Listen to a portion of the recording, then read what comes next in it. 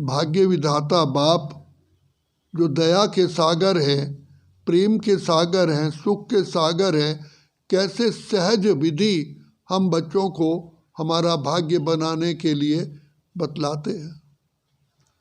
सबसे पहले बाबा ने हमारे सामने तीनों कालों को स्पष्ट किया, अपना परिचय दिया।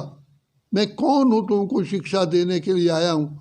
बाबा ने हमको दिव्य बुद्धि का वरदान दे करके अपना और अपनी रचना का ज्ञान दिया कि बच्चे मैं तुम्हारा पिता ब्रह्मलोक का रहने वाला हूँ, जिसको तुम याद करते आए लेकिन तुम्हें पहचान नहीं। तो सबसे पहले बाबा ने हमारी अपनी जोत जगाई, हमें आत्मिक परिचय दिया, हमें अनुभव कराया कि तुम आत्माएं हो, शांत स्वरूप, प्रेम स्वरूप, आनंद स्वरूप, सुख स्वरूप, शक्ति स्वरूप हो। तुम इस शांति आनंद सुख को बाहर ढूंढ रहे हो और तुम ही भरपूर थे, तुम ही सर्वगुण संपन्न 16 कला संपूर्ण थे। बाबा ने ये हमारी बुद्धि को टेस्ट कराया, अनुभव कराया, कहा कि तुम किसके बच्चे हो। पहले सोचो किसके बच्चे हो। ईश्वर के बच्चे तो क्या होंगे, तो वास्तव में तुम देवताएं थे। तो बाबा ने बार बार हमको रियलाइज कराया, सोचो बच्चे किसकी संतान हो तुम। मैं तुम्हारा बाप तुम्हारे सामने इस समय तुमको शिक्षा दे रहा हूँ। तो बाबा ने कईयों को दिव्य बुद्धि का वरदान दिया, कईयों को दिव्य चक्षु का वरदान दिया, दिव्य चक्षु द्वारा साक्षात्कार करवाए। और दिव्य बुद्धि का हमारी मातेश्वरी माँ जगदम्बा सरस्वती को दिव्य बुद्धि का वरदान मिला। आते ही बिल्कुल इन नैनों द्वारा, बुद्धि द्वारा बाबा को संपूर्ण पहचाना कि मुझे गॉड फादर मिल गया। मम्मा के तो धरती पर पांव ही नहीं टिकते थे।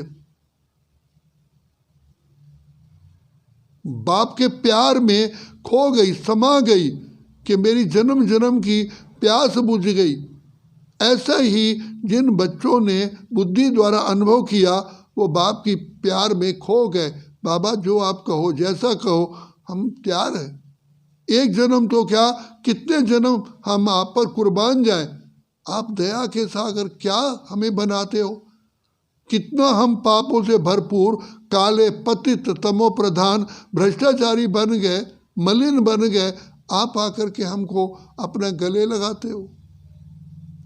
प्यार की हमें रोज ज्ञान की लोरी देते हो और साथ साथ हमें कदम कदम पर हमें राय दे करके हमें आप सर्वगुण संपन्न, 16 कला संपूर्ण निर्विकारी, सो भी आधा कल्प के लिए देखा जाए तो बाबा सारे कल्प का हमारा भाग्य बना देते हैं।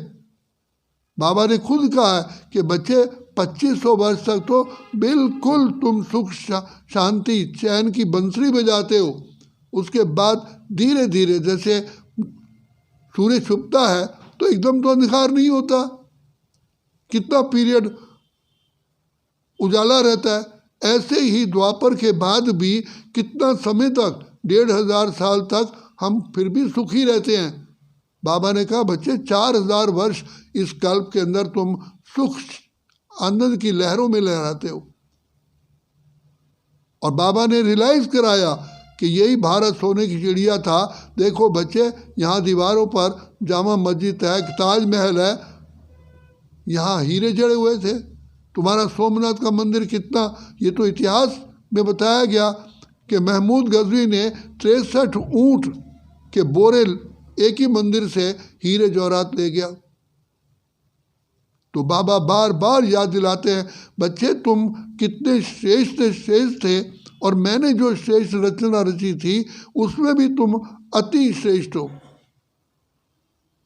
बाबा बार बार जैसे कि हमारे सामने ज्ञान की भूमू करते हैं, लोरी देते हैं।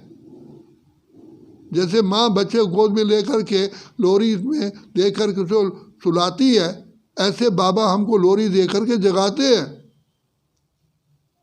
बच्चे जागो, समय अब कौन सा आ चुका है। बाबा ने अनेकों साक्षात्कार करवाए। तो बाबा आकर के हम बच्चों को फिर से कौड़ी से हीरा, कंगाल से सरताज, काले से गोरा बना रहे हैं। और हम अपनी जीवन से अनुभव करते हैं कि जो भक्ति में हमने किया कुछ भी नहीं मिला। यहाँ ज्ञान में आकर के सदा खुशियों में नाचते हैं। तो बाबा हमको बार बार याद दिलाते हैं, बच्चे तुम ही सूर्यवंशी थे, चंद्रवंशी, वैश्यवंशी, शूद्रवंशी, अब तुम ब्राह्मण कुलभूषण, स्वदर्शन चक्रधारी, त्रिनेत्री, त्रिकालदर्शी, मास्टर सर्वशक्तिवान हो। बाबा ने हमको सहज कर्म योग सिखाया, कर्म करते हुए। और बाबा ने ब्रह्मा बाबा को, मम्मा को एक सैंपल बनाया हमारे सामने, जो कर्म योगी बन के कर्म अथक सेवाधारी और सदा हल्के, सदा चीयरफुल। तो बाबा ने कहा तुम अपने चीयरफुल चेहरे से, चीयरफुल थॉट से, पॉजिटिव थॉट से तुम अपने सारे रोग नाश कर सकते हो। वर्तमान समय में हमने देखा दादी जानकी को 105 वर्ष की आयु में किस प्रकार कितनी सेवा की। तो बाबा कहते हैं मनुष्य अपने ही भाग्य का निर्माता है, भगवान तो केवल गाइड बनते हैं।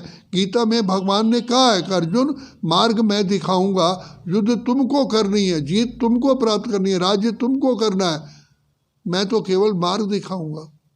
तो बाबा कदम कदम पर हमें आशीर्वाद देते हैं, बच्चे तुम सबसे पहले खुशी में रहो।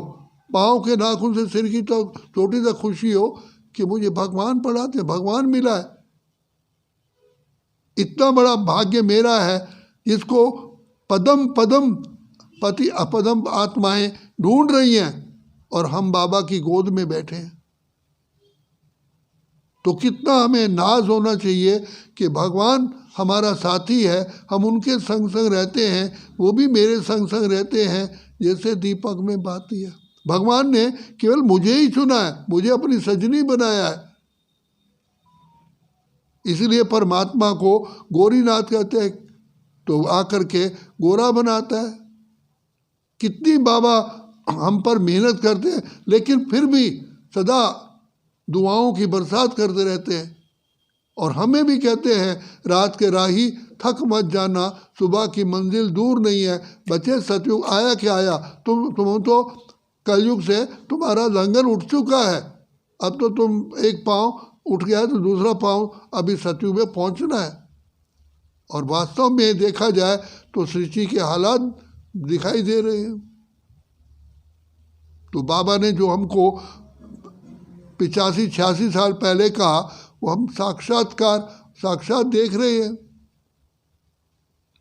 तो इसलिए अब समय नहीं है तो और जीवन का भरोसा नहीं है। तो इसलिए बाबा कहते हैं बच्चे अब लास्ट मंजिल पर पहुंचे हो, अब तो ये तुम्हारी जीत ही जीत है। तुम जैसे पाप कर्मों को पर विजयी बनते हो अपने विकारों पर, तो तुम जाकर के स्वर्ग में जहाँ जन्म लोगे वहाँ जीत ही होगी, सदा खुशियों के नगाड़े बजेंगे। तो बाबा कहते हैं अभी तुम्हारे लिए पूरी तैयारी हो चुकी है। सूक्ष्म में आत्माएं तुम्हारी बहुत आवाहन कर रही हैं कि इष्ट देव हमारे कहाँ, आप अभी तक भी सोए हुए हो। तो मम्मा कहती थी सवेरे देखो तुम्हारे भक्तजन घंटियां बजा बजा करके जगा रहे हैं और आप सोए हुए हो। तो बाबा आकर के हम कितने पद्मा पद्म सौभाग्यशाली हैं जो हमको बाप के रूप में भी, शिक्षक के रूप में भी और सतगुरु के रूप में मिला है। और हमारा हर सेकंड पुण्य का खाता जमा करवा रहे हैं। तो इस खुशी में रहो कि यही ब्राह्मण जीवन ही सर्वश्रेष्ठ से श्रेष्ठ जीवन है, क्योंकि ये परमात्मा प्रभु पिता परमात्मा के हम गोद में खेलते और पलते हैं। सतयुग में परमात्मा की गोद नहीं मिलेगी, कलयुग में भी नहीं, संगम युग पर मिलती है। इसलिए ये जन्म हीरे तुल्य कहा गया। इस हीरे तुल्य जीवन की वैल्यू को समझो और खुशी में रहो।